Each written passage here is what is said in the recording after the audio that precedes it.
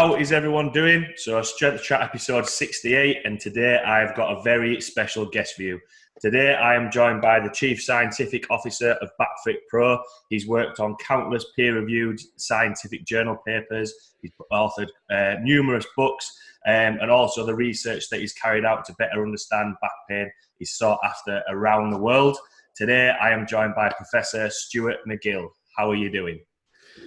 I'm fine. Good morning, Steve. But I guess in the UK, it's good afternoon to you. Yeah, it's just got to the afternoon.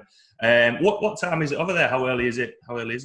It's 8 a.m. Oh, okay. So good start to the day. What have you been up to recently? How are you doing? What have you been working on? Well, I retired from the uni a couple of years ago, and I see patients at Backfitpro HQ, which is my home here. And we've got the downstairs outfitted quite nicely. And after that, I'm slowing down my travel a little bit, but okay. Anyway, yeah, you folks won't let me retire. Have you been traveling recently, or have you got much traveling lined up?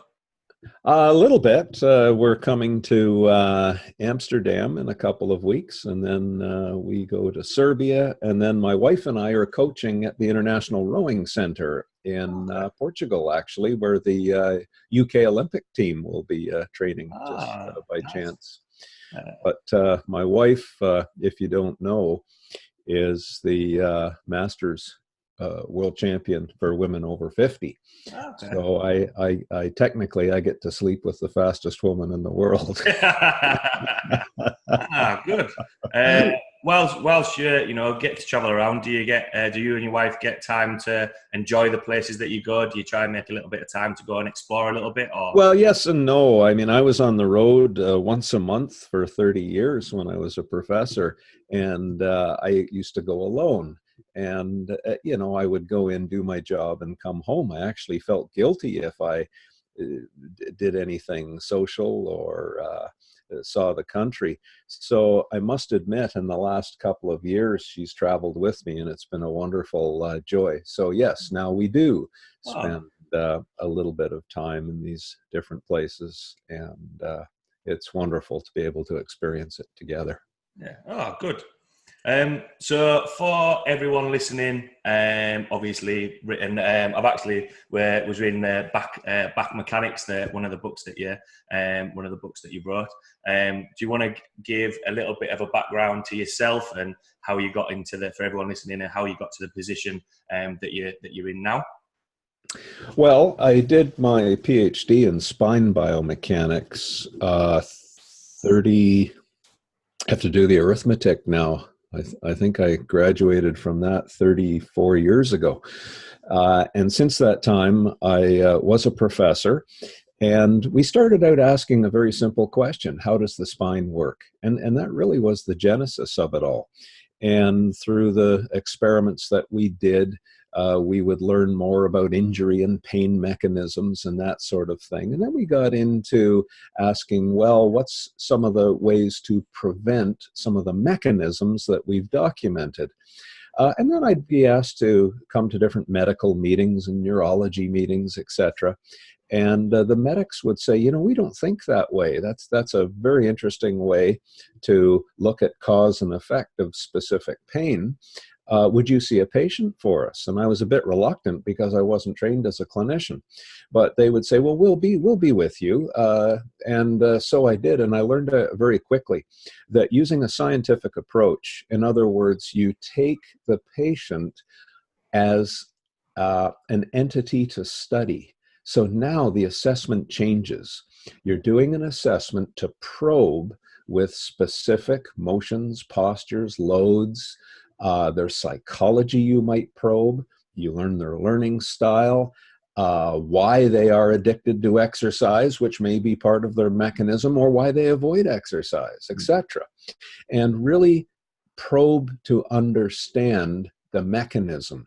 Once we understood the mechanism of their pain, which might be simple or complex, we would then have a roadmap, a very specific roadmap of what to stop doing, which is to stop the cause. Many medics fail to do this. Mm. So we stop the cause, and then we've created a little bit of capacity now to start building a foundation. And when you look at a body, which is an articulated linkage, it follows a scientific code, and that code determines either health or ill health. So there are things that you can't argue against. For example, if you want to create distal speed in an arm or a hand, you must have proximal stiffness. That's the law of a linkage. Just like a backhoe, if you want to dig with a piece of heavy equipment, you have to put down the stabilizers into the earth to stop the main chassis from being dragged around as you're pulling earth with the bucket. So, another foundational concept is when a muscle contracts, it creates force and stiffness. So if you're trying to create speed, you now have to create muscle force in pulses. So that creates a whole different world in terms of rehabilitating athleticism. Anyway, that was the scientific story. And then finally, we probably in the last 20 years, we became much more specialized in restoring the careers of athletes. And as I'm sure you're aware, we've had quite a few top well-known athletes around the world from many different sports who were able to beat their pain and come back and compete in the Olympics or set records in whatever their sport was. So that was the real joy. And I really got to drive a few human Ferraris, so to speak, tune their bodies and reestablish training capacity, load bearing, restore their speed, and beat their back pain. So that's, I guess, the long and short of it. Yeah, good. So obviously you mentioned that a practice is set up at your home. How many people do you work with now, or is it on a case-by-case basis? Oh yeah, no, it's very limited. Yeah. So some days, I've had days where I've had 200 requests from around the world to see patients. Obviously, I can't see that, nor are we that kind of operation. I take a minimum of 3 hours to be with a person, assess them, and really understand the multifaceted causation pathways of their pains. Yeah. And as I said, sometimes it's simple and sometimes it isn't. But we have to get a very good read on that, and then very specific to the mechanism and their goals and their age, etc. We create a program to wind down their pain sensitivity and then rebuild their foundational elements to restore training again. So it might be someone like a stay-at-home mom who simply wants to lift her child out of the crib in the morning for feeding. Yeah. Or it may be, if you go to our website, Backfitpro, you'll see the testimonials of some world-class athletes who've said, okay, well, this approach restored their careers. So it runs the full gamut, but I don't see many people at all, nor can I, because of the comprehensiveness of what it is we do for them.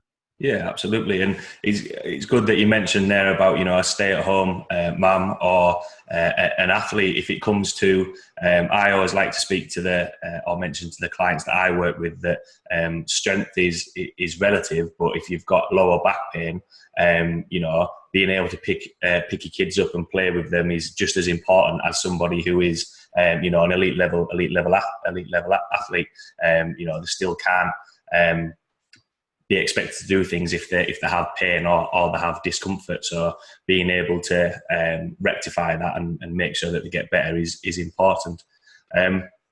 Obviously, you've written numerous books. How did you sort of steer towards writing books? Was that always sort of a plan, or did that just develop over time? Yes, no, that was never a plan. In fact, my PhD supervisor warned me against, when I was a young PhD student, don't ever write a book too early. So I believe I wrote my first one in the year 2000. did come out in 2002 called Low Back Disorders. Now, I wrote that book for clinicians. It's a very difficult book to read. It's, I believe it's now in 3rd edition, but that is the one where I really explain the mechanisms of back pain, etc. But it's a pretty heavy read.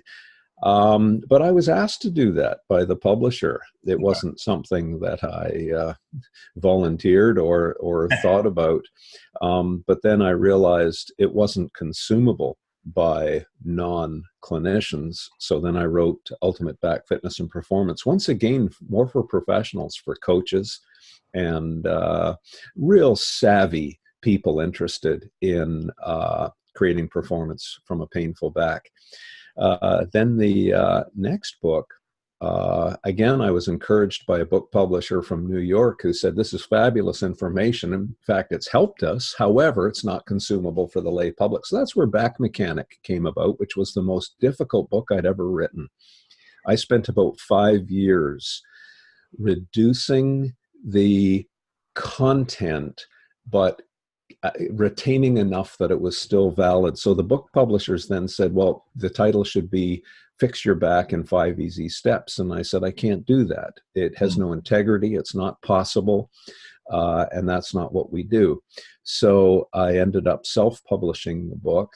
It's 17 chapters. It guides the reader through a self-assessment of their pain. So now they're really starting to become aware. Is it load? Is it a specific movement? Is it a specific posture? Or is it something else? And then we show them how to create a strategy to avoid that specific pain trigger, and then build the foundation generically, as I was talking about, with strategic stability and mobility, and then create patterns of movement that are athletic and pain-free. And then the last book was a departure from all of that. It's called Gift of Injury, and I wrote it with a fellow named Brian Carroll. And powerlifters will know Brian Carroll, as he held 2 world records in different weight categories for squats. He squatted well over 1,000 pounds, if you can believe that. It's like having a car on your back, and there's no margin for error. If you're out of line of drive by 1 millimeter, you can't correct. You know, it's going to crush you. So these are very, very interesting athletes. But he came to me with a terrible split fracture in his sacrum. His L5 was crushed, very, very heavy disc damage. And I said, well, no promises. I'll try and get you out of pain. And then he said a very curious thing. He said, well, as soon as I'm out of pain, I want my world record back, because someone had just taken his world record while he was injured. And I said very naively, well, if we can do that, we'll write a book together. So you know how that story went. He spent a year doing very specific mechanostimulation, which we had devised after understanding his injury, which was a bone callousing program to fill in this very big fracture. And that was all done through exercise programming. And then he was very professional about it. I said, you're going to do this for a year. And he cheated on me. I think he only did it for 8 or 9 months. But nonetheless, then he changed the program more into a performance training program. And he came back and won the Arnold's in powerlifting twice, once again squatting over 1,100 pounds, if you can believe that. So he held my feet to the fire. He says, all right, now let's write the book. So that's how that last book was the story of his fall from grace, so to speak, with the injury, the whole emotional side. It's a very powerful read, that first chapter, if you've read that. And then his story on creating the foundation to become pain-free and resilient, and building the capacity to train. And then it was his very specific program to regain his athleticism. So it's a bit of a how-to, if you will, but it's only specific for the strength athlete. You know, if you want to play tennis or swim or be a great granddad, that is probably, you'd be better off with getting out of pain with back mechanic, and then following ultimate back fitness. But anyway, that's how all those books came about, and they were all different and all fun. Oh, good. Is there any more books lined up in the future, or what? I do actually, yes. I'm working on one right now. Well, two, back mechanic. We're doing that back mechanic for the experienced spine. Okay. So it's interesting when we take young people like you with discogenic back pain, generally speaking, sitting and bending forward and those kinds of activities increase your pain, but going for a walk takes your pain away. Mm. That's the general pattern of most younger people with discogenic pain. But when you cross over the 60-year-old mark, it tends to go the opposite. Walking then starts to become painful, and sitting becomes the relief pattern. So everything changes. So that's why the guidelines and the approaches must change as well. So I'm going to rewrite that book for the senior experienced spine. And I've also got another book where I take all the podcasts that I've done, which I do a couple a week, it seems, around the world. And we're going to create almost a Q&A synopsis of some of the nicer questions and compile them into a wisdom about training and reducing back pain and life book. I don't know what we're going to call that one. Oh, good. Some stuff to look forward to later down the line then of books and content that you're going to put. Well, if you enjoy that sort of thing. Yeah. So obviously you mentioned there about Brian Carroll, and I think stories like that, because whether it's I've come from a rugby background and now doing more powerlifting because I can't commit to rugby as much. In both camps, when you have an injury like that, I think sometimes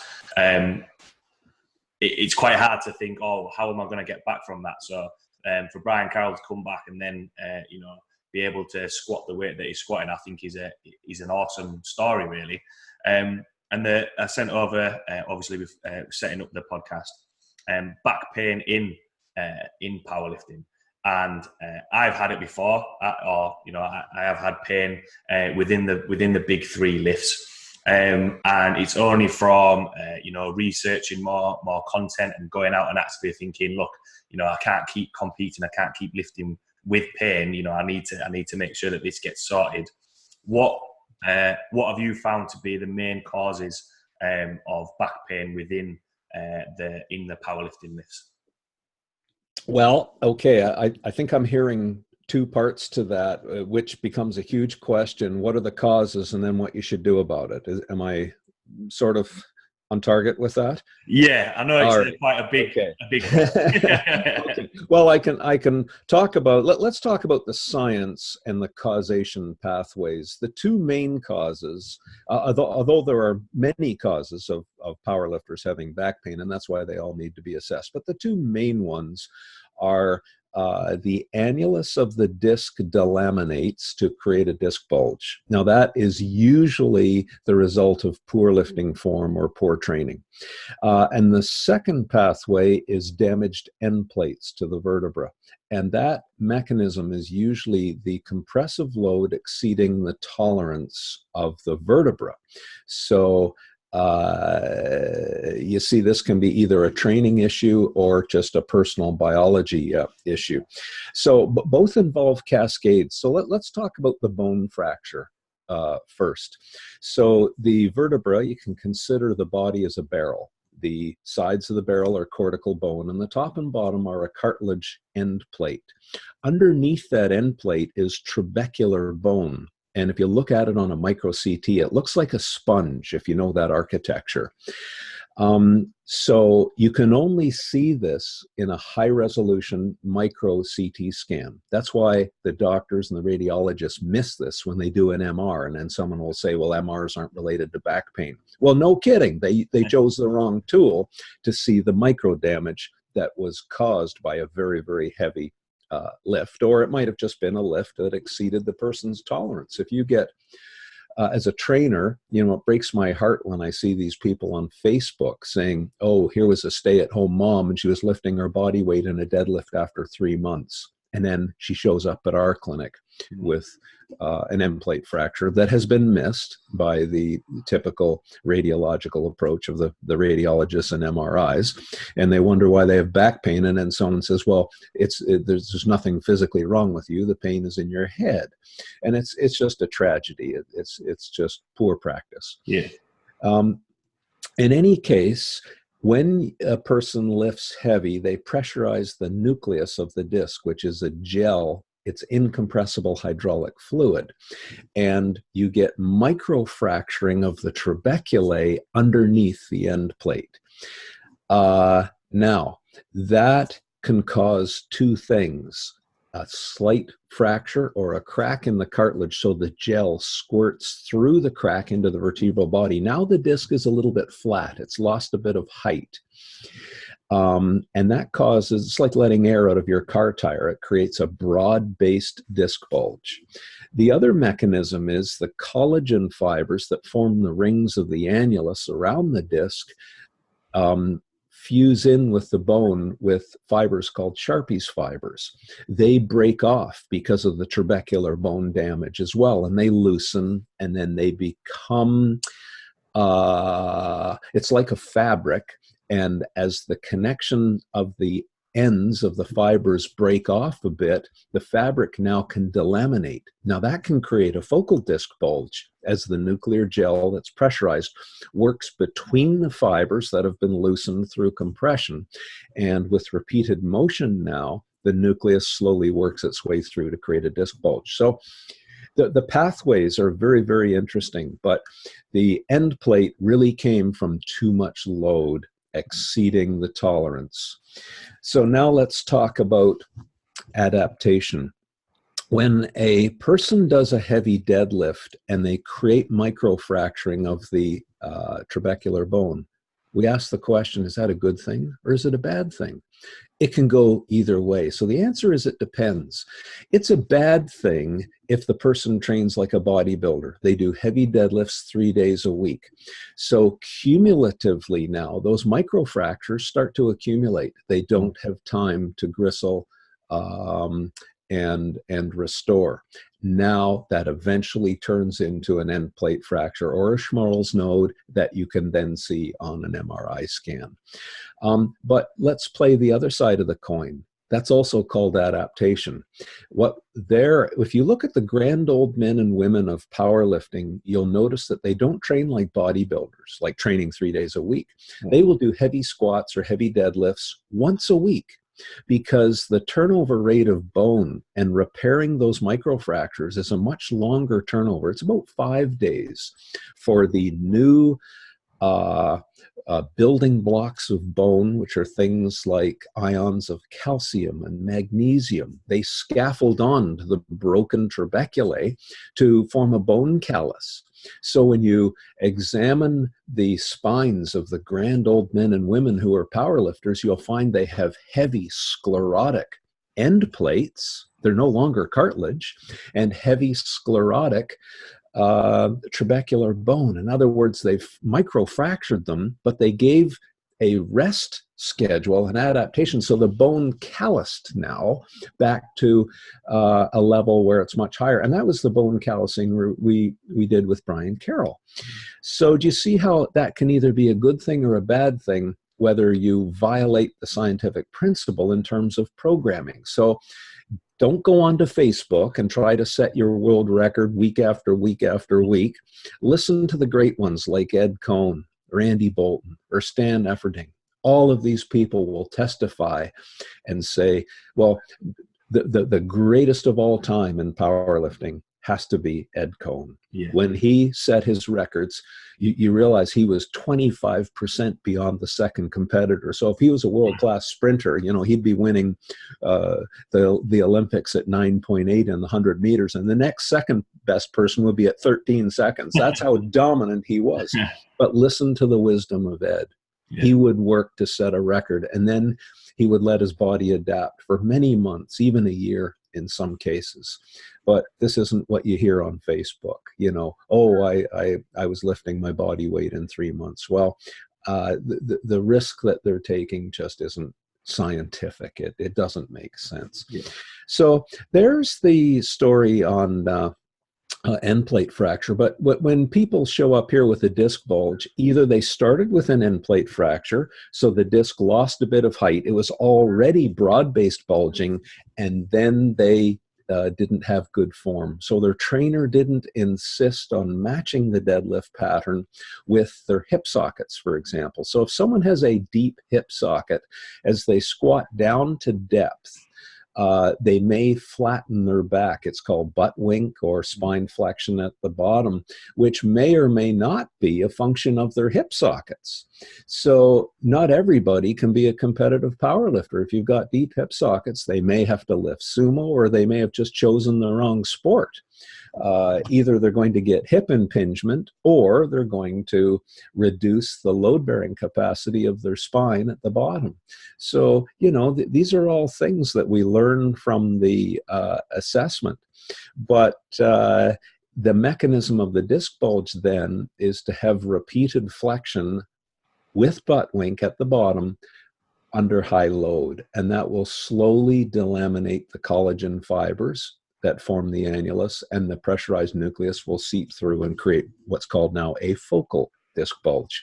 And it will be posterior, and if it presses on a nerve root like a sciatic root or a femoral nerve root, they'll get radiating pain and all the rest of it. So, just to finish off the powerlifting discussion, when I look at bench press, for example, there are some lifters who they'll watch some of the great Russian lifters, for example, and have a huge arch during bench press, an extension arch. And they may have what's called kissing spines. So the spinous processes in the back collide, crush the interspinous ligament, and create an extension-driven pain. So these are all things that are specific to the person's anatomy, etc. But there's a little bit of a scientific explanation of the various mechanisms associated with powerlifting. But then what do you do about it?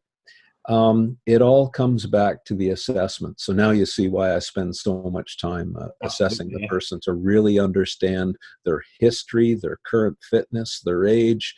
I assess their lifting technique, and then I look at their programming, and then I look at their goals.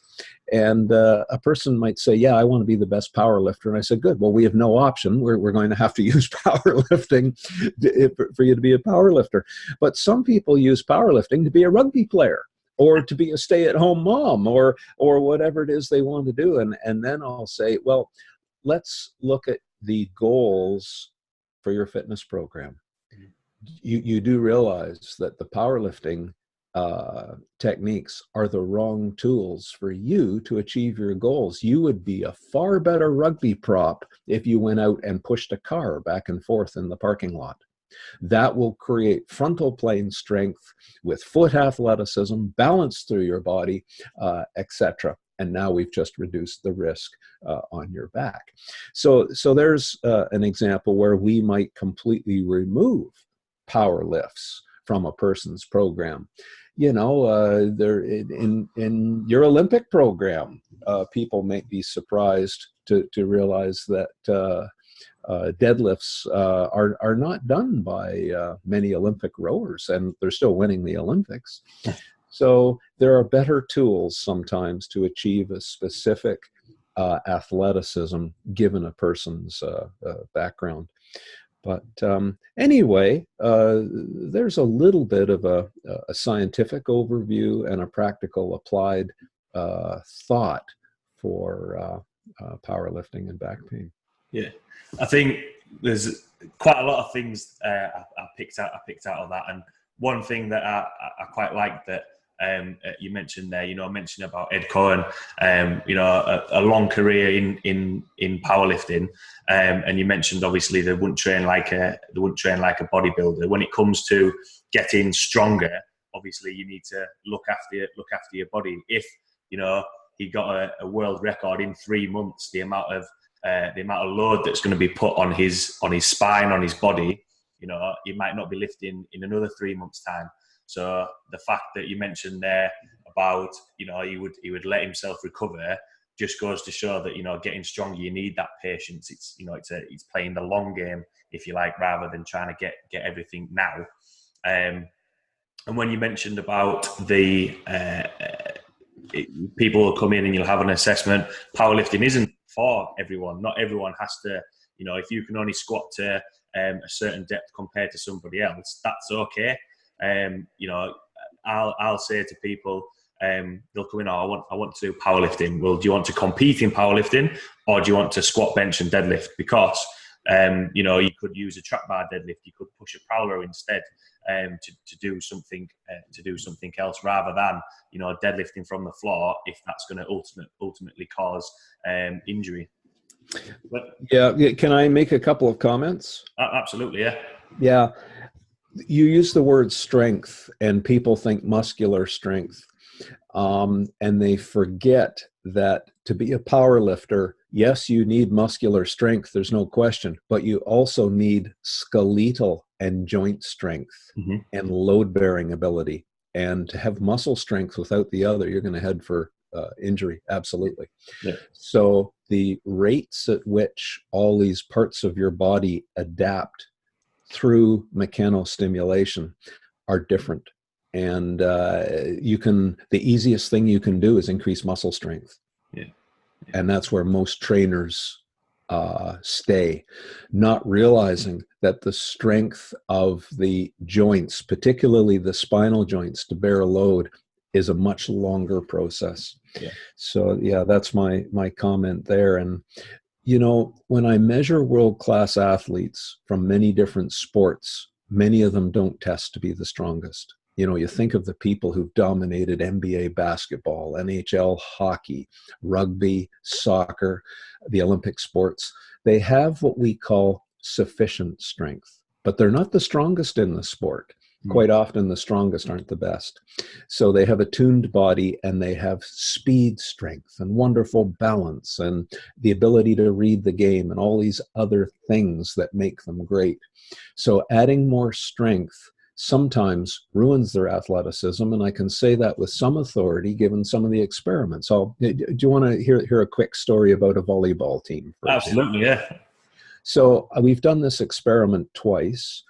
We had a coach who came to us and said, can you, with one of your graduate students, increase the vertical jump height of our volleyball team? And I said, well, because I'd had enough experience with basketball prior to this, he said, yeah, well, we use squats. And I said, okay, I think I know what's going to happen, but we'll run this squat program with your team for, I think it was 3 months. And interestingly enough, they all did the same squat patterning. And at the end of the experiment, you know what happened. About almost half of the team increased their vertical jump height. About 10% it made no difference on, and 40% of the team, it reduced their vertical jump height. They got stronger, and it reduced their vertical jump height. And that's what when I said earlier, when a muscle creates force, it also creates stiffness, which slows down. Like we'll go to the antithesis here and try and hit a long golf ball. And if you try and use too much muscle, it doesn't go very far because you stiffen up and slow down. And so you need speed for a vertical jump height. I learned over the years that if you ask those young athletes, are you naturally strong or are you naturally quick? That will separate the training response. In other words, if you're naturally strong, do you think the strength training program of squats increased your vertical jump height or decreased your vertical jump height? If you're naturally strong, it would, because it would create more stiffness. Would it decrease it? Yeah, absolutely. So if you're already naturally strong and you add more strength, you just created slowness. But if you're naturally quick, so you've got the neurology, the sparky, excitable neurology to be naturally quick, now you add strength. Now we're tuning the body and the magic becomes unleashed. Now the squat training program will increase your vertical jump height. So wasn't that interesting that the athletes, they know if you ask them, if you're quick, you go over there. If you're strong, you go over there. And then you train the two differently. And now you're enhancing the whole team. And then we learned the nuances, the fine details. I would have the whole team stand and arrange themselves from tallest to shortest. Then there's an order. You number off 1, 2, 3, 4, 5, 6 down the line. Then everyone sit on a bench. And now arrange yourself tallest to shortest. And the order changes. So what you've just done is found out the leverage ratios of the body length to the leg length. Now, those with longer legs, isn't it interesting? They tend to jump with their hips. So it's a hip dominant vertical jump. Those with shorter legs and longer bodies, it's a knee dominant. So they're more vertical. So they're the front squatters, whereas the longer legs are the back squatters. Do you see how you can really nuance it down now? What is the specific squat style? Well, a front squat is not a power lift. And if you get under the bumper of your pickup truck, that's a front squat, and you drive it down the parking lot. So do you see, you learn so much about programming and how to really customize it to the goal and unleash a person's athleticism rather than making them stronger and holding them back. So there's just a little bit of a story that I think that was, if that's ever a story to sum up that, all these cookie cutter programs, if everyone's doing a squat program, if that's not a story to say that every program's different, everybody is different in how they should be trained, and not everyone needs to back squat, front squats. And it's funny you say about strength. If people are already naturally stronger, the athletes that I'd worked with and I've worked with, I did two internships with two different rugby teams. Some guys that walk in and women are naturally strong. So one of the coaches that I work with, called Matt Cook, he talks about, and we've discussed this, of what makes more difference. Just stepping away from powerlifting, what makes more difference in a team sport or in any sport? Does it make a difference if you can? Let's use rugby for an example. If you're strong to push someone out of the way, or if you're fast enough to change direction and and sprint round them. Strength is the foundation that you build everything else on. But another quote that I quite like to use, when Mike Boyle talks about think about what buckets are full. If the strength bucket's already full, you don't then still need to keep loading and keep working on the strength. You need to look at different aspects of it. I think there was quite a lot to take from the story that you mentioned there. Well, you just named two very wise coaches. We like to use quite a lot of going on a little bit of a tangent. Use quite a lot of Mike Boyle's work, because the athletes that he works with, I think the stat came out that they've played the most minutes in ice hockey, or they've played the most games consistently. And I try and reiterate that to the powerlifters and the clients that I work with, that I don't just want you lifting for 3 months and then get a PB. I want you lifting for years consistently and building on top of it. If you rush it and you get injured, or you go down one way that isn't specific to what you need, that's not going to let you be lifting in X amount of years down the line. Quite a good story, I thought. I've known Mike Boyle a lot of years. He's a skilled man and gets a lot of good results. Yeah. But he's also a good man as well, if you know what I mean by that. As a person, he's yeah. It's nice to associate with people like that. Yeah. I must admit that myself, I follow the content that Mike Boyle puts out there. Not spoken to him myself, but the work that he puts out there, has had quite a big influence on what I try and put out there as a coach as well.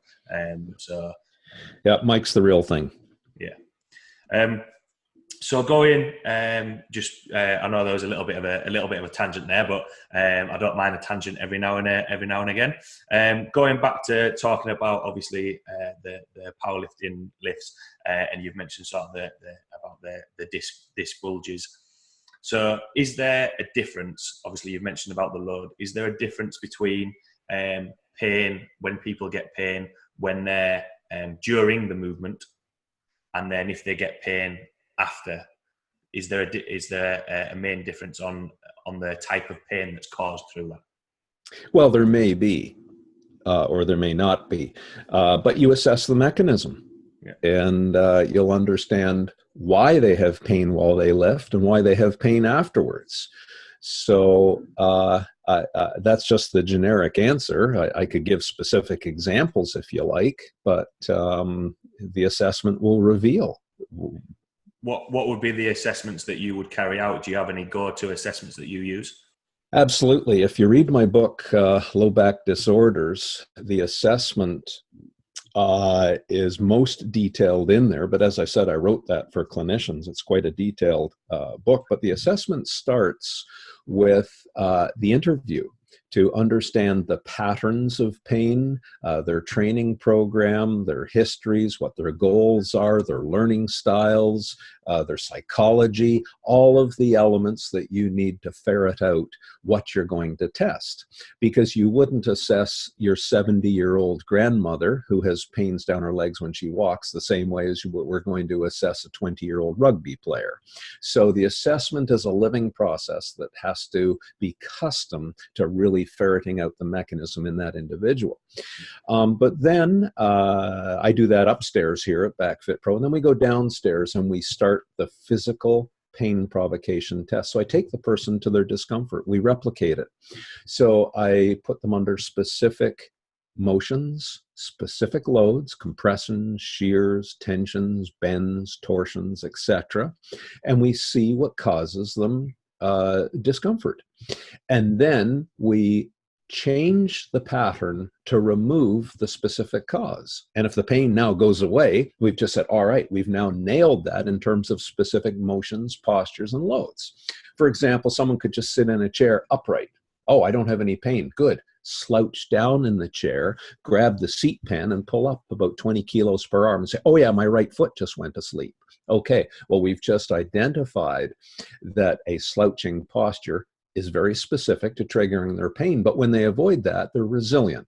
Or we might change the length of a nerve, for example, and we'd have them look down or look up, and that would change the nerve tension and either trigger pain or not. So we figure out whether it's neurological, and then we assess anatomy. What's the shape of their hip socket? So that when they squat a certain way, it causes pain. And then we see, well, yes, that's tucking the pelvis underneath because you've got deep hip sockets. But if you lifted with a wider stance, you've now got room in your hip sockets with more abduction. And or maybe it's a femoral nerve root tension. Okay, we will adjust that. So it really comes down to simply that. And then we coach them once we've summarized what their pain mechanisms is. Oh, I should finish that off to say yes. And then we get right into specific tissues.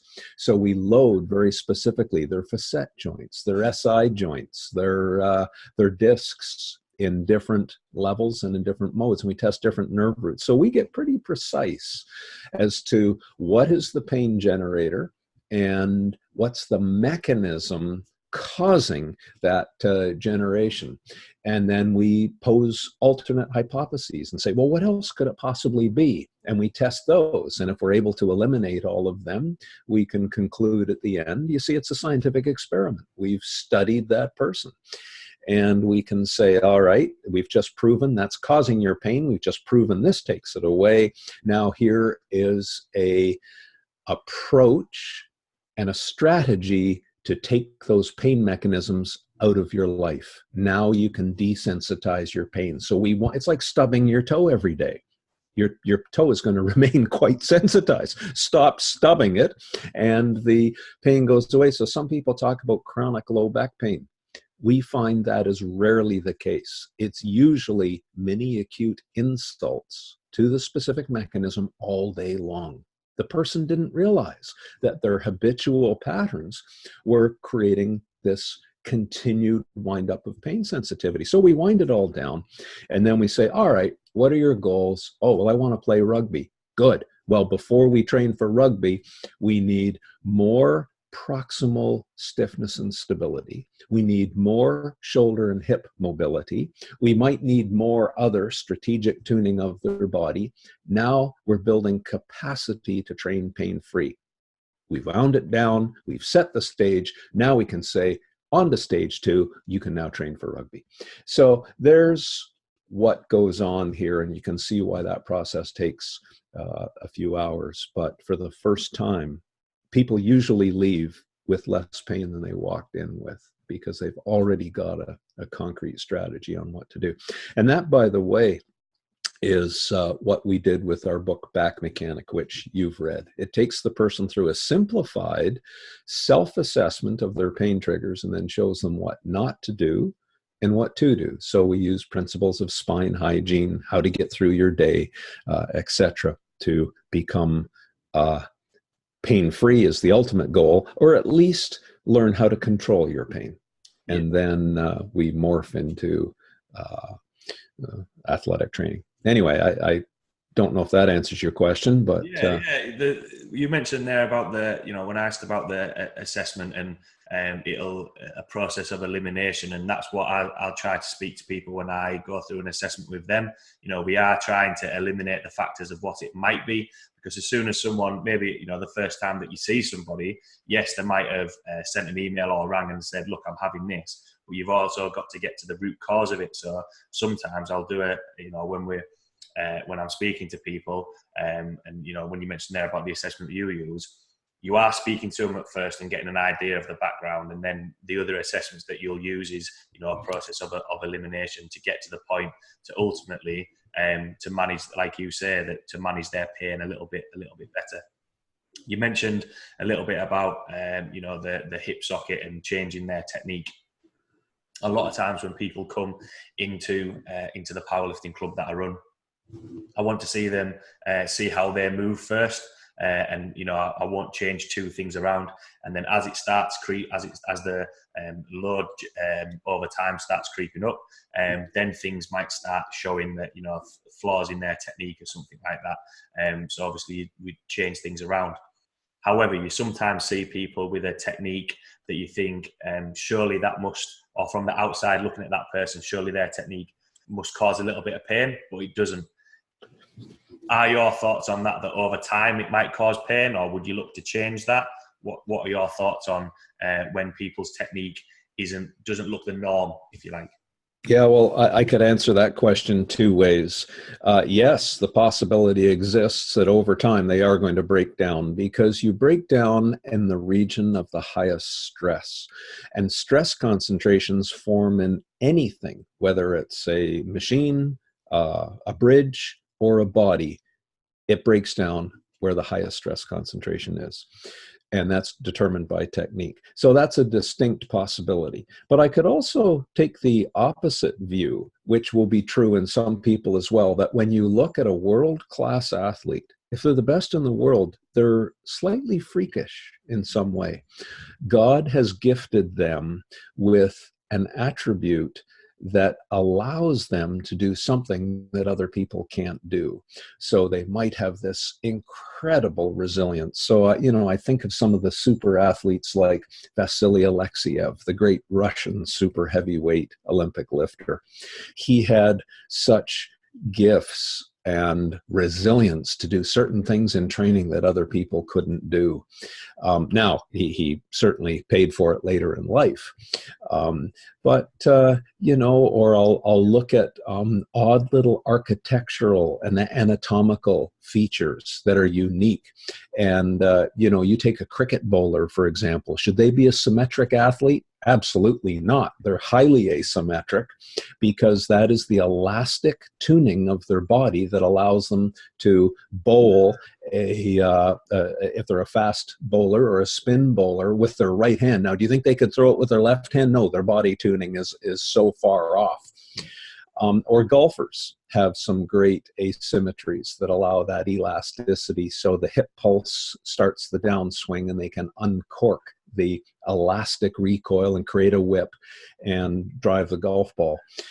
So these are all gifts. Let's just take spine thickness as an example. People say, oh, well, is spine flexibility, isn't that a good thing? Well, I said, well, hold on. It may or it may not be. If you take a thin willow branch and bend it back and forth, it won't break. It doesn't create stress. But if you put high load in it, it snaps immediately. So now let's take a thicker branch where you could compress a thicker branch and it will survive. But if you bend the thicker branch just a little bit, it will shatter. So the thickness of a rod determines its ability to withstand a number of bends. So you will see a guy on YouTube, for example, who can do 1,000 sit-ups or 10,000 sit-ups in Brazil, and you'll see he's a very slender-spined, small person. Now let's take a big rugby player in the scrum with a thick, heavy skeleton. If you do sit-ups with that person as part of the programming every day, the chance of them getting a posterior disc bulge is much higher because they've got a much thicker spine and the stresses on the discs are much higher in bending. However, they can take tremendous compressive load in the scrum. So you see the architecture and the anatomy create gifts. But you can only have it one way because every gift is a trade-off. What gives you a great advantage for one takes it away on the other. So I know there's the whole Facebook crowd who will argue and say, oh, well, McGill, you're an idiot. There's a guy who does thousands of sit-ups. And I say, well, I'm not arguing that. Of course, they will have a slender spine, but don't put them on the front row in the scrum. They won't survive. But so you have to train everybody differently, recognizing this broad spectrum of biological variance. But the great ones all they're at the end of the spectrum. I've actually measured 2 medalists in Olympic sprints, their neurology. And I've presented it at neurological meetings. And the docs in the crowd will say, oh, professor, what's your paradigm? What is that, a cheetah? Or what animal is that can burst their muscles up to 70% of maximum within 30 milliseconds? That's not a human. That's not biologically possible. And I said, ladies and gentlemen, that's the second fastest human in the world. And they'll say, no, it's not possible. I said, well, how many of you have ever measured a top Olympian? Not one has measured a top Olympian. I have. I've measured many from many different sports. And what you will find is they are so far off the charts in terms of anatomy, neurology, strength, tissue densities, etc. So there's a little bit of a story on how special the great ones really are. I suppose that's what makes them great, and that's what does actually separate them from the rest, if you like. Why they are so good. Yeah. Obviously, we've talked quite a lot about the causes of back pain. What are because obviously the big 3 exercises that you've put out there of the curl up or the sit up, the bird dog, and the side plank. What are the preventative measures that you would use to reduce back pain? Is there a go-to guide, if you like, or again, like we've chatted throughout this, the template to prevent back pain? Okay, I just have to be clear of your question now. So you're talking about preventing back pain in the average person, or for powerlifters, for powerlifters, for strength training, yeah. Okay, so can I recommend some foundational exercises to reduce the risk of back pain? Yeah. See, that's a slightly different question than preventing back pain. So I'm trying to reach some precision so I can give you a good answer. Yeah. So we're reducing the risk of back pain, because we're never going to prevent back pain in powerlifting. Okay. All right. Well, yes. But the answer is, once again, it depends. So I can only speak in generalities rather than an individual. But in general, a power lifter will be a more resilient power lifter the stiffer they are. So the great ones go around in Birkenstocks and slip-on shoes because they can't reach their feet to tie their shoes. You know, it's difficult for them to itch their ear. You know, it's the stiffer is better. So is that a great athlete? They're easier to kill, I can tell you that. So, you know, if you want to have a little bit of a combative situation, I wouldn't choose a power lifter.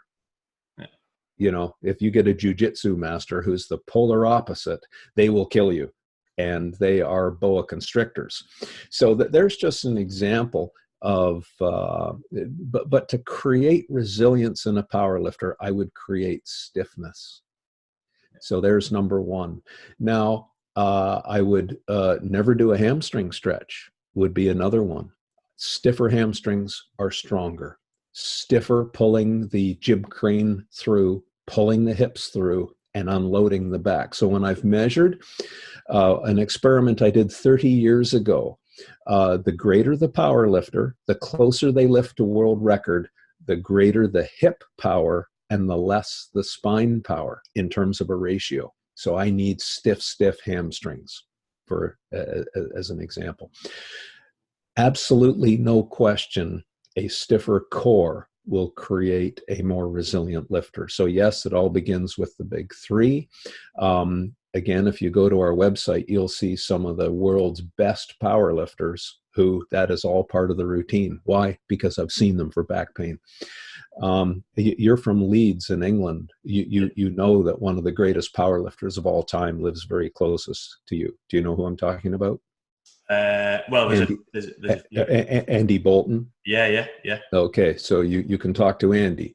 For example, Andy does the big three every day.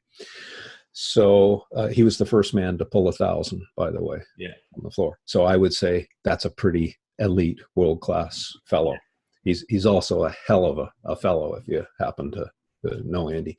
But anyway, so that's a foundational, non-negotiable exercise. And it does so much more than people don't realize. Those three exercises we designed to pull people out of pain because they create the patterns that they need in real life in a spine-sparing way. So, but by dumb luck, afterwards, we would measure, when you do the big three, some people don't have pain for the next 2 hours afterwards because it creates a neurological stiffness in the core. And it's actually spine sparing and reducing of stress concentrations. So people like Andy and whatnot will do the big three before they warm up to go onto the platform. It adds a little bit more core stiffness to unleash the power from their hips, transmit it through the jib crane up to the shoulders, and then down the arms. So there's a little bit of a discussion of those, but I could go on for hours. I must admit that using the big three, you can tell a difference between when you use them. So I recommend to the powerlifters that I'll work with to 100% trial them. How did they come about? How did you come about using them through experimenting and realizing that those three worked? Yeah, well, years ago, we started to measure and quantify different exercises to create this notion of proximal stability. So imagine if you're holding your hand in front of you and you want to wiggle your finger back and forth as fast as you can. If you stiffen the wrist, you will get a faster finger wiggle. If you have a sloppy wrist, your finger is slow. So that's an example of proximal in the body linkage, stiffness and control unleashes more distal athleticism. So we can work through the linkage. Well, what's the mother of all proximal control? It's your core. So if you want faster, more powerful hips and shoulders, you stiffen the core. Think of the pec major muscle that crosses the shoulder. Distal to the shoulder joint, the pec major flexes the arm around for bench press, let's say. But the pec major proximal to the shoulder joint collapses the rib cage towards the shoulder. So it is a performance reducing mechanism proximal to the joint, but distal to the joint. It's the athleticism that you want. So you stiffen out the proximal movement, and now 100% of that bench press muscle, pec major, goes to the distal athleticism, and you don't get the energy leak internally. Well, think of sprinting through the hips. If your spine bends or the pelvis bends, you've just got an energy leak. You really wanted to bend your femur around to drive the squat or the deadlift or the sprint. So we were looking for ways to stiffen the core in a spine-sparing way, because our world was back pain patients and athletes. So we had to spare the spine. So the exercises that kept bubbling up to the top as superior for sparing the spine and creating proximal stiffness and control were the big three. So the modified curl up. Now, a power lifter can't do a McGill modified curl up and put their hands under their low back, because that's jujitsu for their shoulders. They're too massive and they're too stiff. So if you look at Blaine Sumner, who has the world record Wilks score, that's in human history. He has the highest bench press, squat, and deadlift of any human. But he can't put his hands behind his back because he's so powerful and so massful. So with him, we fold a towel 3 ways, and we put that under his low back to give the lordotic curve, because that's the most resilient, pain-free position for him and for many. And then we just fold his hands across his tummy and chest, and then he does the curl up there. Well, when you're 400 pounds, that is quite a challenge. And then to do a side plank when you're 400 pounds, that's quite a challenge. But you watch Blaine when he gets under the rack for a squat, he takes a step back. Well, if you don't have frontal plane strength and you take a step back, the bending lateral torque on your spine is enormous. That comes from the side plank. Now, if all you do is bench press and squat, you don't have frontal plane strength because both feet are planted on the ground. So these are all methods to tune the body to create sufficient athleticism to be the best Wilks score in human history. The bird dog, yet again, is a neurological stiffener, as you know, and have experience to prepare. So we found that was the very best exercise in terms of producing that.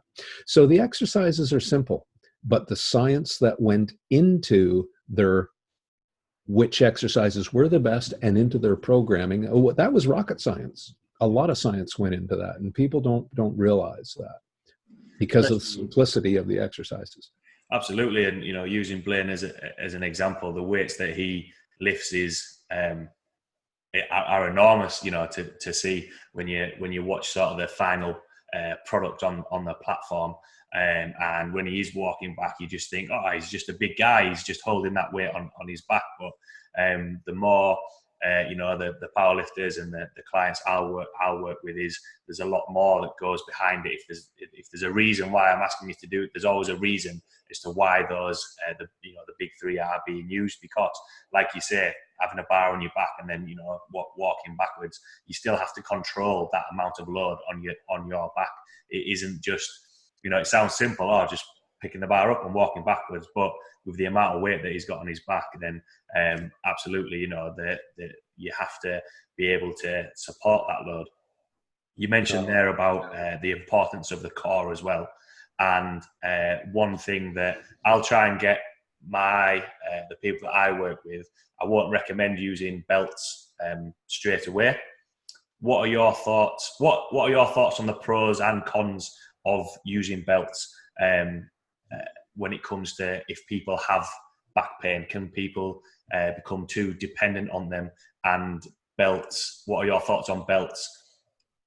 I think I got the question. I'm just going to go back to Blaine Sumner for just a moment and some of the personalities in powerlifting, because I really want people to know this. Every single one of them is a wonderful human being. And Blaine Sumner is in that category. He's such a gentlemanly giant. It's just I love spending time with him. He's just a fabulous fellow. Anyway, I just wanted to say that because I wish people could actually meet these people. Belts. There's a lot of scientific evidence here. And my answer changes if we're just talking about casual lifting or heavy lifting with back pain, etc. Because there's no question they will help you lift a little bit more weight. But now I have to ask the question, is that what you really want? Well, if you want to win powerlifting, yeah, that you want it, you better wear a belt. But if you're lifting for health, my whole answer changes. You may or may not know, but I wrote the government policy for several governments around the world on the use of industrial and occupational belt wearing.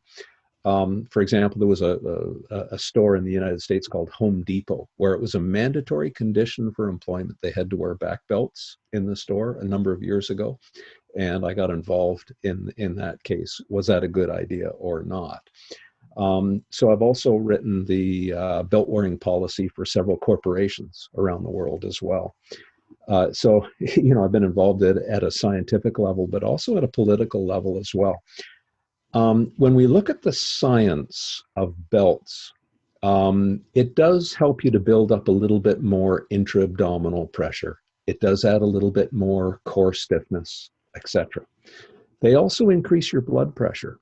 So say you're a trainer and you give a athlete a belt and they have a blood pressure related issue, a stroke, a heart attack. Are you liable because you knowingly gave them something that would increase their blood pressure?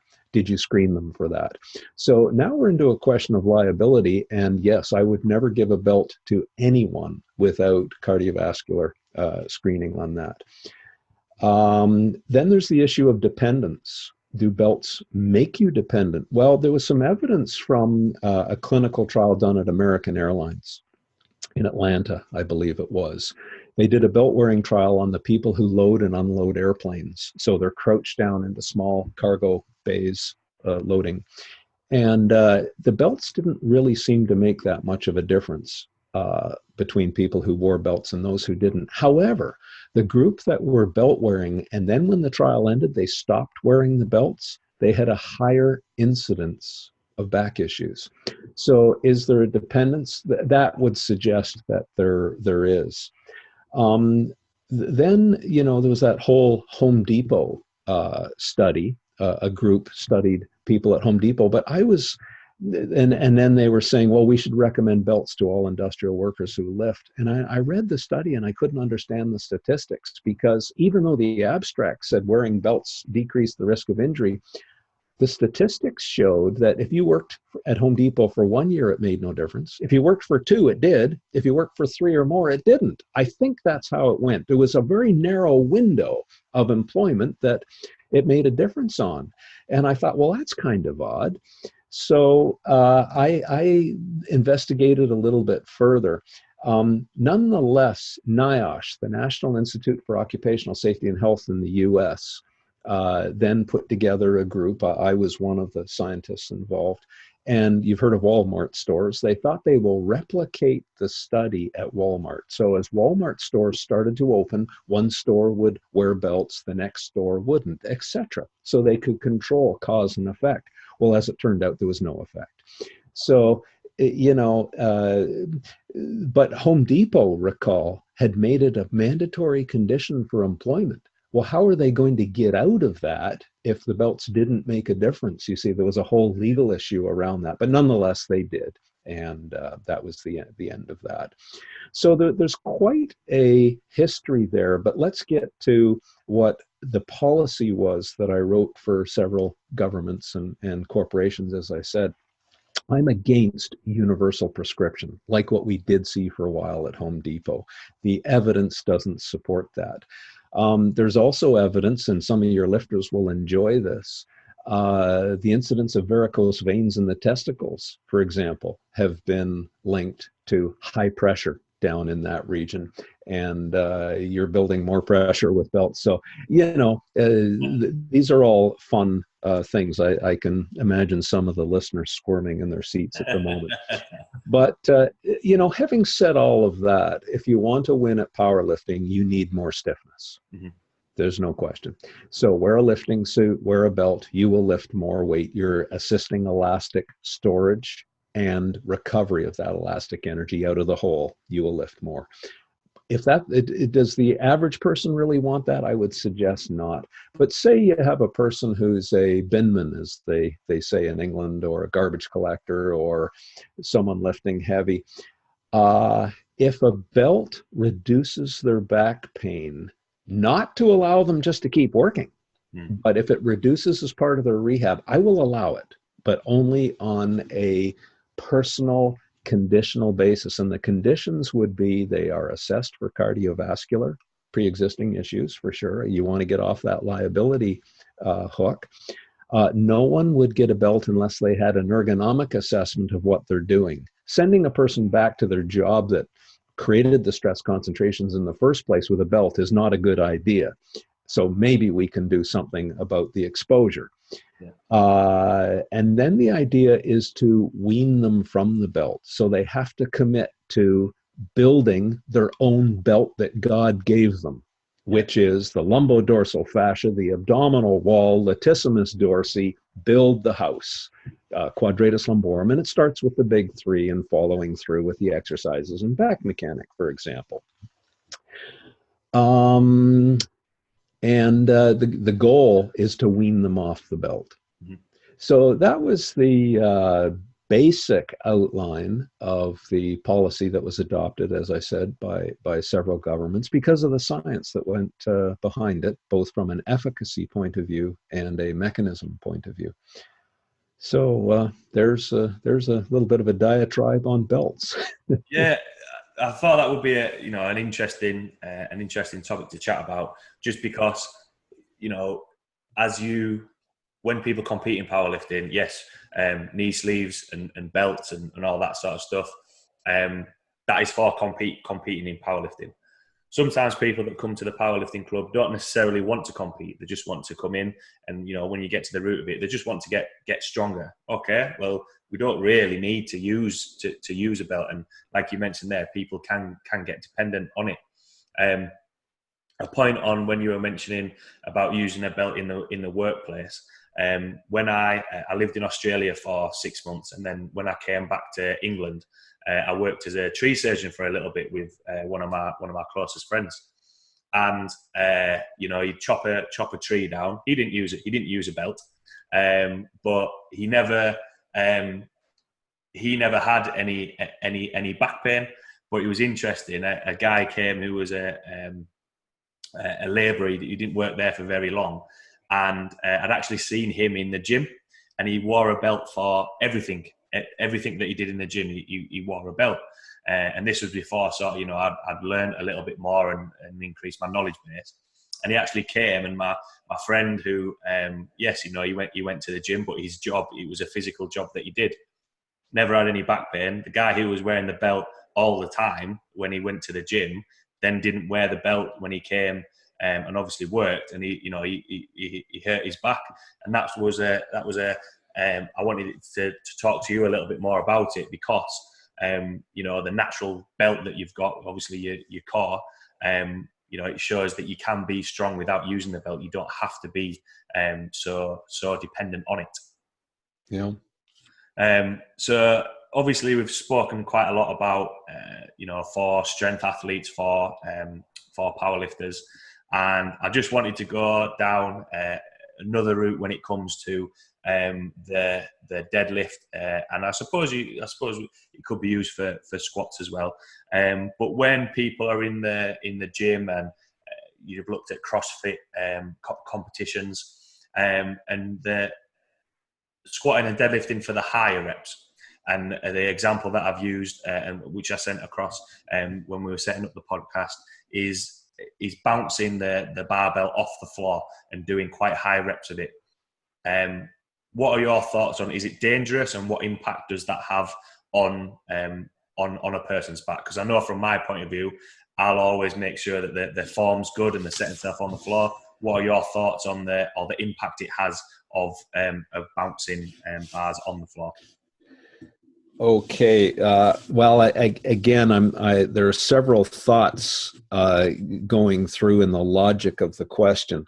So you're talking about a CrossFit competition style of repeated deadlifts where they bounce the bar off the floor to get elastic recoil and assist for the next lift. Is that what you're talking about? Yes. And then people will see that, and obviously people will sometimes try and replicate that in the gym as well. Right. Yeah. Well, now we get into a discussion of sport versus health. So let me take the example of MMA, of which I've rehabbed quite a number of top MMA athletes. Would I suggest that going into the octagon is good for health? I would say no. In fact, I can't even watch my guys compete. It's like watching your own son get hit in the head and concussed. However, I enjoy the science of jiu-jitsu. I enjoy the science of the angles. It's absolutely fabulous. But I certainly wouldn't put it in the category of long-term health, nor could I recommend it to the average person interested in long-term health. So with that background logic, now I can answer your question. CrossFit is a competitive sport, just like MMA. Yeah. Is it a healthy thing to do, or is it a way for long-term athleticism and reaching your goal of being a granddad and playing with your grandchildren? And I would say, no, it isn't. It's a sport that is a sport, and it's not the most healthy thing to do for long-term athleticism. So having said that, I think you're right on. If your goal is to train for lifelong health, bouncing a floor, repeated deadlifts is a very silly thing to do. A deadlift is a highly technical lift. If you talk to Brian Carroll or Blaine Sumner or Andy Bolton or any of these guys, they will tell you, I am still looking for the perfect lift. The newbies in the gym really need to hear that. And what they're doing is they think, oh, getting stronger is the way to go. When if they could just listen to Brian Carroll, I'm still trying to find that perfect lift where I can get that personal best. And here's a master, an absolute master of it. So my point in saying that is Ed Cohn never broke form. Ed Cohn never failed a lift. Ed Cohn never did repeated lifts. Now there's from the greatest of all time. So you take Olympic lifting as an example. The great Olympic lifters only lift singles and doubles.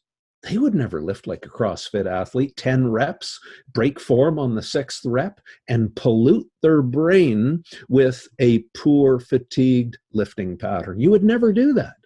But CrossFit is a sport, so you do. But it's not a healthy thing to do. The great Olympic lifters, the great deadlifters are grooving a perfect movement form, never polluted by repetition and fatigue.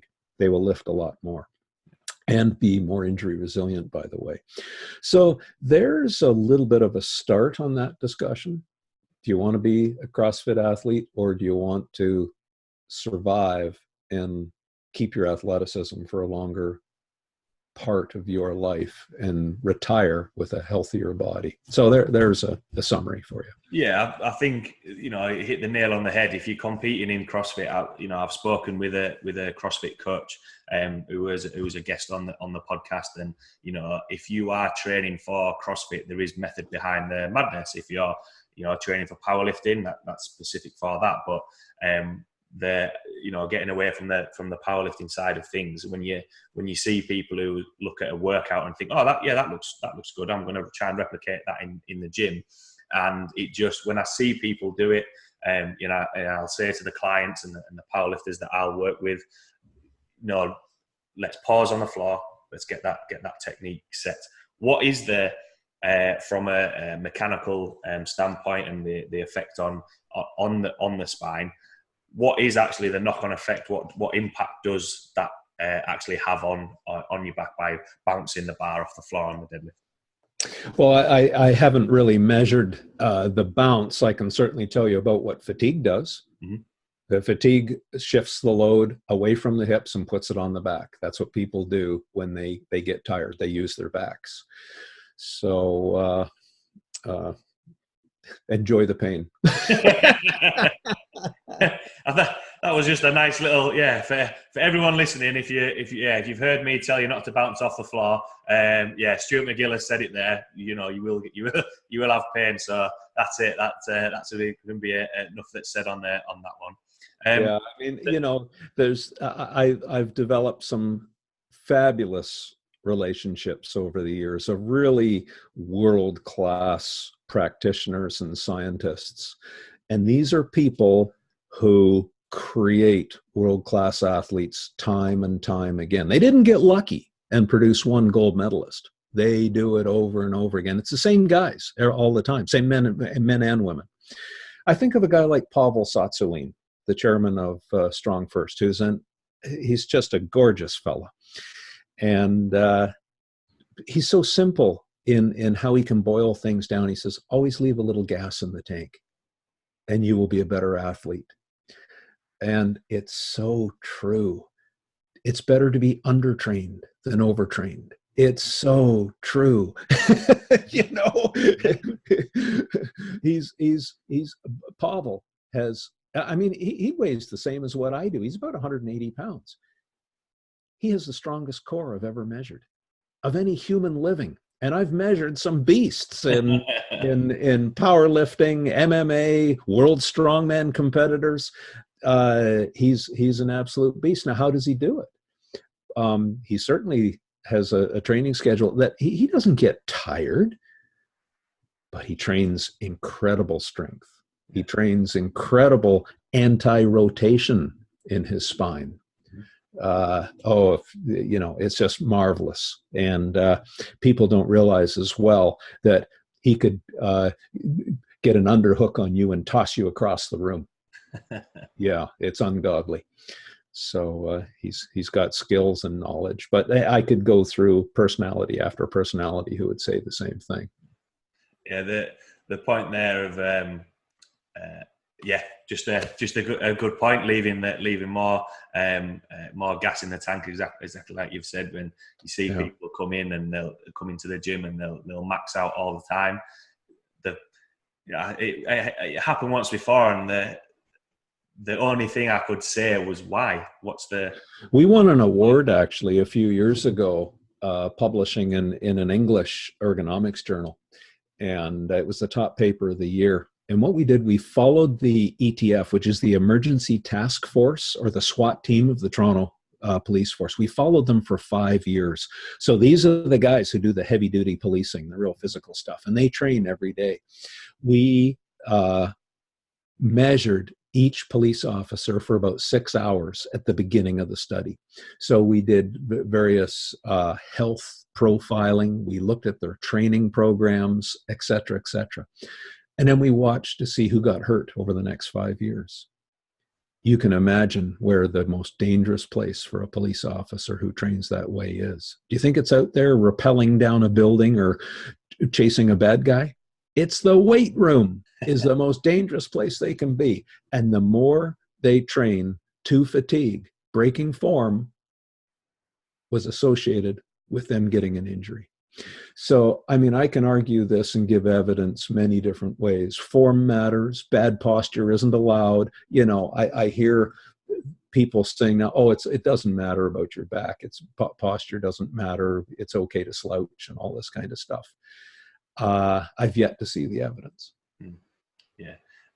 It goes back to what you when I mentioned about the bouncing the deadlift off the floor. You know, enjoy the pain if it doesn't count, because you know, with everything like that, people that quite a lot of the clients that will come to the gym that I work at have office jobs. You know, they're working in office, and if they are slouching all the time and they're coming to the gym, the main focus, you know, like I've mentioned before, I'll make sure that they're doing correct form, make sure that they're doing the big three beforehand, because yeah, ultimately, if they're slouching all the time, that is not a a good thing to be for spine health. Well, they've just created a loss. They've just reduced their training capacity. So how can you justify that? Yeah. On the not probably related to well, it isn't related to sort of the strength and the higher rep that we've discussed about, but it is a topic with the coaches that I work with. Burpees. So obviously, there's been quite a lot of. I think it was Ben Bruno that put something out about burpees before, and the main thing, especially some of the people that will come into the gym, don't have the mobility or the body weight strength to do a burpee. What are your thoughts on burpees? Well, I have several. I could certainly give you a gut reaction, and then I could give a scientific response. My gut reaction is, as a spine specialist, I've never prescribed a burpee. I remember in physical education class as a kid doing burpees regularly.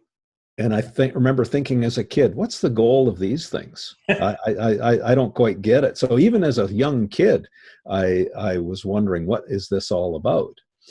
Because it didn't mimic a sport movement to me. They didn't feel right. And anyway, but now let me become a scientist. Exercises are chosen as specific tools to reach a specific goal in the most efficient way possible. So now let me put burpees in that category and say, what is the goal you're trying to achieve? What is the, if any, injury or pain history of that individual person? And what is it they need in life to be the most awesome human they can be? Now, if you then look at what a burpee can provide, and a burpee is the most efficient exercise tool to achieve their awesomeness, then you just answered the question. Burpees are the way to go. I don't know of a single person where that would be the correct answer. Yeah. How's that? What did Ben say? I'm curious. Did he say somewhat the same thing, or did he take a different view? I can't remember the direct the quote that he put on, but essentially a burpee is obviously you're doing a jump and you lie down and you stand up. He said the amount that a lot of people can't do them, especially if you're going to do lots of them. If you're doing a workout, right, you're going to do 100 burpees. You know, exactly what you said, under fatigue, it's gonna cause pain. Not a lot of people can do them. So what he was saying, if you're using it as a conditioning tool, why don't you do squat jumps and push-ups as two separate exercises, rather than the whole point or how burpees are being used, you know, making people do lots of reps of them and under fatigue. Not everyone can do them. If I can, I'll try and find the little write up that he did. But he's yeah, no, I get it. That's fine. No, Ben's quite a wise person. I have seen a few of his quotes. I've actually met him a couple of times, and I find him to be a very savvy kind of person. But you know, I'm just thinking that through, and again, for the average person, I often think, how easy are you to kill? Now, if I quite enjoy with some of our MMA athletes, you know, I'll show them something further back, but they have to show me something as well. I love personal skill development that way. And I would think that to survive, if I'm on the ground and I need to get up and escape, I want to learn a technical get up, which would be an MMA technique. That's not a burpee.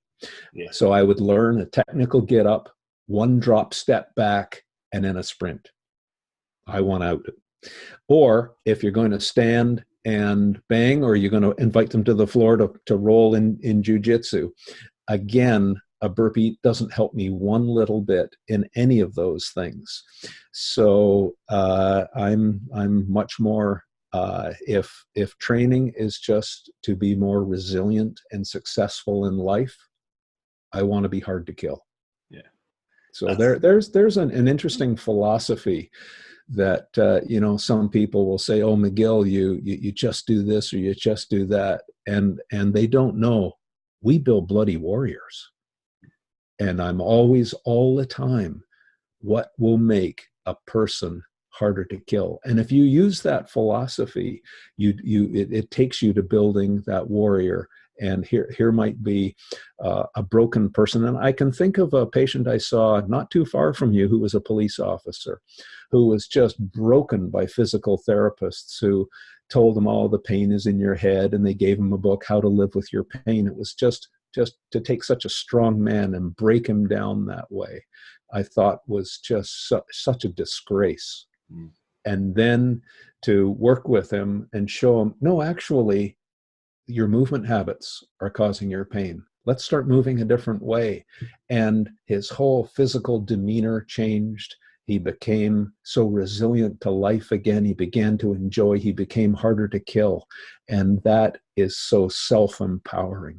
Yeah. So what you can do to empower a person, to unleash their potential for life, to give them confidence, to give them the joy back, that's what it's all about. So you see where I'm coming from in that. And to be a little bit of a warrior and create a warrior is what your job is. Yeah, absolutely. And, just going off the back of what you've said there, I think sometimes when people have an injury, they get told what they can't do. You can't do this. You've got to live with that pain. Whereas really, the focus should be on what they can do and how, and to make sure that they can get back to what they were doing before. And sometimes, as you mentioned, thinking about it in a different way, isn't always a bad thing, because obviously if that's caused injury, thinking about it in a different way and getting them back to, as you say, empowering them is the end goal. I was going to mention what would be your take-home points or words of wisdom after everything we've spoken about here, but I think that was a nice way to round off. Do you have any other take-home points or words of wisdom for everyone listening from all the topics we've spoken about today? Well, I don't know if I'm qualified to give words of wisdom.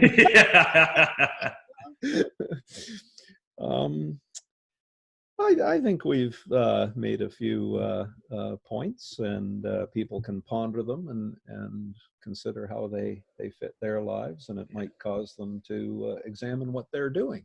Yeah. And if they have back pain, I suggest they have a very honest thought about giving themselves a self-assessment. I have given a reference on where to go and get the way to do that, and then to guide them out of stop causing the pain triggers, build a foundation for pain-free life, and then go and enjoy your children and your grandchildren. Raise a little hell. That's what life is all about, It breaks my heart when I was, I retired from the university, but in the last few years, it broke my heart to see how soft the average student had become, both physically and mentally. Oh, they were offended if you said something, and they were soft physically. And I thought, heaven help these people, because they're so missing out on a robust life. I think, well, all I can say is after listening to you speak and all the topics we've covered, I've absolutely thoroughly enjoyed not just listening but actually learning from what you've had to say. I hope everyone enjoyed listening to Stuart as much as I did. Obviously, the books that you've written have massively helped me. The information that you put out there is well worth it. For everyone listening who might want to read or get the books that you've published or the content that you're putting out there, where can people find you and find the books and the information that you provide?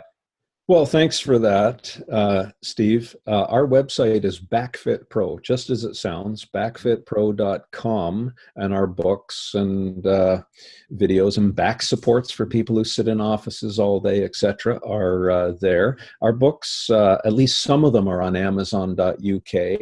and various Amazons around the world. And I might also mention that we have a course in Wales coming up. Cardiff, Wales, October the 5th and the 6th. If you click on clinicians and courses on Backfitpro, you can see the synopsis of the course. It's called the Trainer's Weekend. So the first day is basically the back mechanic book on how to, what are the basic mechanisms of pain and underperforming, how to assess the individual, and then use that assessment to reduce their back pain triggers and sensitivity through things like movement tools and spine hygiene, and then build the foundation to be pain-free. And then the second day is performance enhancement. So now we assume you've been successful in reducing pain. Now let's get back to life and having fun once again, training. And that's the second day. But you have to honor the previous injury and pain history and look after that if you're going to be successful in restoring your athleticism. So that's the course in Wales coming up, but it's also accessible through backfitpro.com. Awesome. For everyone listening, 100%, go look at the Backfitpro website, look at the books that Stuart has put out there. Yeah, they are. If you want to know if you're having back pain, 100% they're well worth a read. Thanks a lot for taking the time to chat with me. Really enjoyed listening and speaking with you. Thanks to everyone listening, and I will see you all next week.